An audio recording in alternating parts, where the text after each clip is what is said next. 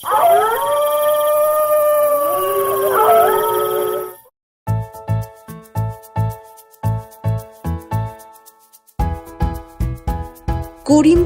গরিব চাষি ভুবনের একটা পোষা মুরগি ছিল। সেই মুরগির ডিম হাটে বেচে ভুবনের সংসার চলত। সে মুরগিটাকে তার ঘরের সামনে বেড়ার মধ্যে রাখত। কিছু দূরেই ছিল এক বিশাল জঙ্গল, আর সেই জঙ্গলে একটা পাজি শেয়াল থাকত। সে অনেক চেষ্টা করেও বেড়ার ভিতরে ঢুকতে পারত না। তাই সে বিশেষ মতলবে ভুবনের মুরগির সাথে বেশ বন্ধুত্ব পাতিয়ে ফেলেছিল।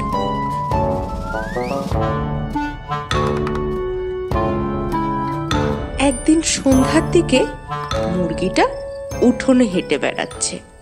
এমন সময় শেয়াল এসে বলল, কি হ্যাঁ মুরগি বন্ধু, কি করছো? খাওয়া দাওয়া হলো? আরে শেয়াল ভাই যে, এই সন্ধ্যের দিকে একটু হাঁটাহাঁটি করছি আর কি। তুমি এদিকে কি করতে? আর সত্যি কথা কি বলবো তোমায়, এই যে বড় জঙ্গলে আমি থাকি, একটা মনের মতো বন্ধু নেই আমার, জানো। তাই তো তোমার সাথে একটু গল্প করব বলে চলে আসি। আর আর এই যে তোমার মধুর গলার স্বর, আমি তো সকাল সকাল তোমার ডাকে ঘুম থেকে উঠি। তুমি একটু বেশি প্রশংসা করো শেয়াল ভাই। কই আর তো কেউ এরম বলে না। সেই তো ব্যাপার গো, সবার প্রশংসা করার মতো মন থাকে না। এই যে আমি ভাবি, তো তুমি যদি আমাদের সঙ্গে জঙ্গলে থাকতে কত ভালো হতো। তোমার মিষ্টি মধুর ডাকে সকালের ঘুম ভাঙতো। কি যে তুমি এই বন্দি হয়ে থাকো না, দূর। কি যে বলো, মালিক আমার বড্ড ভালো মানুষ। আমি ডিম দিই রোজ, আর মালিক আমায় পেট ভরে খেতে দেন। আমি বন্দি কই, আমি তো ভালোই আছি।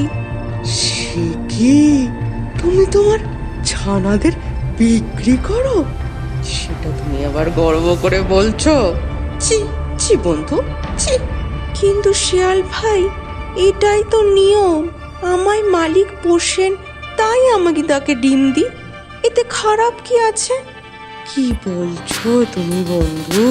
তুমি একজন মা হয়ে নিজের সন্তানদেরকে বেঁচে দিচ্ছ, আবার বলছো কি ভুলেতে? কই আমাদের জঙ্গলে তো এরম হয় না কখনো। আমরা নিজেদের মতো স্বাধীন হয়ে বাঁচি। তুমিও চলো, মহা আনন্দে থাকবে আমাদের সাথে।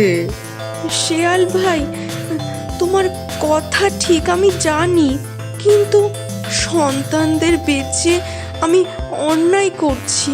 কিন্তু তোমার সাথে জঙ্গলে গেলে যে আমার বিপদ হবে।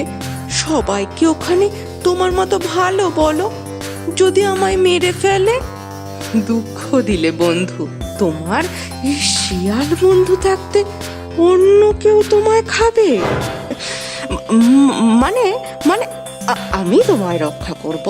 তুমি বেরিয়ে এসো, এই বেড়ার ফাঁক দিয়ে বেরিয়ে এসো। চলো আমার সাথে জঙ্গলে, তারপর দেখবে জীবন কাকে বলে। এই শুনে মুরগি বেড়ার ফাঁক দিয়ে বেরিয়ে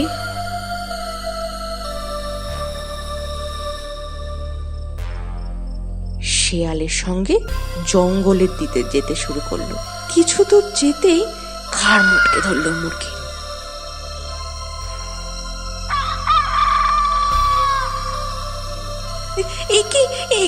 একি শিয়াল ভাই, তুমি কি করছো?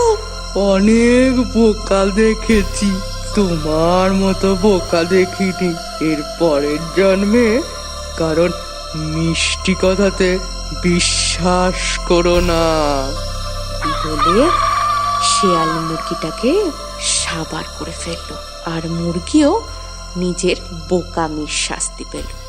গল্পটা ভালো লাগলে লাইক করুন, কমেন্ট করে জানান কেমন লাগলো, শেয়ার করুন নিজেদের বন্ধু বান্ধব আর রিলেটিভদের সঙ্গে, আর অবশ্যই আমাদের চ্যানেলকে সাবস্ক্রাইব করে দিন। আর আমাদের নতুন নতুন গল্পের নোটিফিকেশন পেতে সাবস্ক্রাইব বাটনের পাশে বেল আইকনটা এক্ষুনি প্রেস করে দিন।